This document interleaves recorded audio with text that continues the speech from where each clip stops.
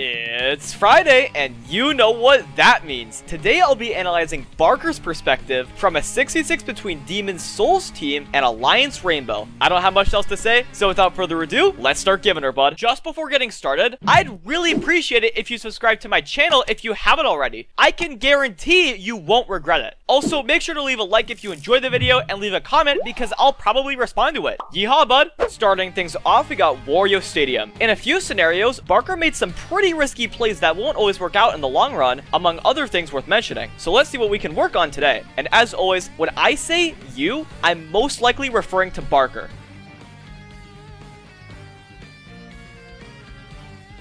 Now, in most cases, you're probably getting redded with no faster way out in the long run. However, in this situation, you actually could have avoided this red. You see this gap here? Well, if a red is coming for you, you can actually use the gap to your advantage. If the red is homing in on you, it'll try to go over the gap as well and will break as a result. What's even better is that this method of breaking a red isn't super situational on this part of the track. If you get a red warning before going over the gap, you're more than likely to break the red. You should also keep this in mind if you have a red of your own though, since your opponents can take advantage of this gap as well. But in this case, next time a red is coming for you here, hop over the gap and you'll break the red.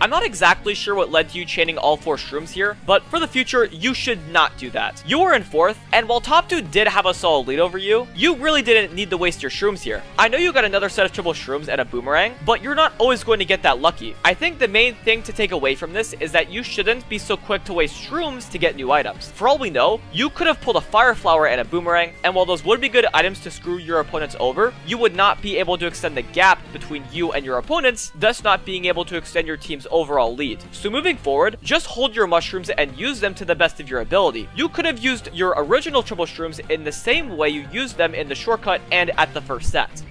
Pretty simple talking point here. If you have a boomerang and another item in your pocket and you want to get rid of your boomerang, just wait until right before the item set to do so.